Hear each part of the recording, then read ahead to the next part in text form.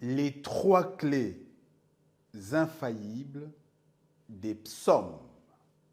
pour le discernement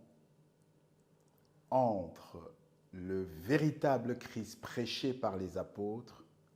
et le Jésus-Christ du christianisme. Pourquoi souhaitons-nous que des psalmistes défèrent à notre convocation à l'effet de faire une déposition au sujet d'un thème comme celui concernant la séparation, le discernement entre, d'une part, le Jésus-Christ annoncé par les prophètes et prêché par les apôtres, et d'autre part, le Jésus-Christ du christianisme en vigueur et en avant-poste exclusif depuis maintenant 19 siècles. Avant toute chose, il nous semble bienvenu et de bonne aloi d'apporter une précision de taille. Cette précision consiste à rappeler soigneusement que l'expression « véritable Christ » ne provient pas du tout de nous. Vous trouverez cette expression biblique dans plusieurs textes des Écritures, au nombre desquels 1 Jean chapitre 5 verset 20, Apocalypse 19 verset 11 et Apocalypse 3 les versets 7 et verset 14. J'en passe. Au moment où l'apôtre Jean, qui est l'ultime, le tout dernier des apôtres à mourir après que tous ses compagnons aient été massacrés sauvagement dans le cadre de martyrs qui ont particulièrement été caractérisés de supplices, de tortures, d'actes cruels et inhumains, Jean s'est donc retrouvé dans une position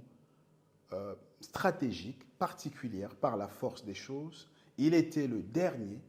de la bande des apôtres et en même temps, il se trouvait dans une situation de témoin oculaire, vivant en direct l'avènement, comme il le signale dans son épître, notamment dans le deuxième épître de Jean, chapitre 1, les versets 7 à 11, ou encore 1 Jean 4, des versets 1 à 3, il signale que là, sous ses yeux, l'Antichrist et des faux Christ étaient en train de faire leur apparition. Ainsi, l'expression « véritable Christ » est une expression qui en soi comporte en filigrane le message qu'il y a un faux Christ, encore appelé l'Antichrist. Ce point est fondamental. S'il y a un véritable Christ, c'est qu'il y a un faux Christ, encore appelé l'Antichrist. Dans la même veine, l'expression Antichrist ou faux Christ ne provient pas non plus de nous. C'est une expression biblique que l'on retrouve dans plusieurs références des Écritures,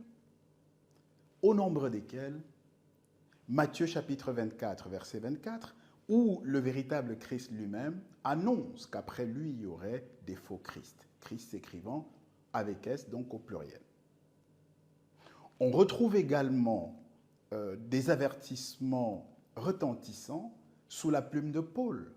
lorsqu'il parle dans 2 Thessaloniciens 2, les versets 1, qu'on peut lire très utilement jusqu'au verset 11, il dit qu'au sujet de l'avènement du Seigneur, il ne fallait pas que les frères et les sœurs se laissent trop facilement ébranler dans leur bon sens, soit par quelque inspiration ou quelques lettres ou quelques allusions qu'on dirait venir d'eux, et qu'il fallait qu'apparaisse d'abord l'apostasie avec en prime l'apparition avec la puissance de Satan de l'impie qu'il appelle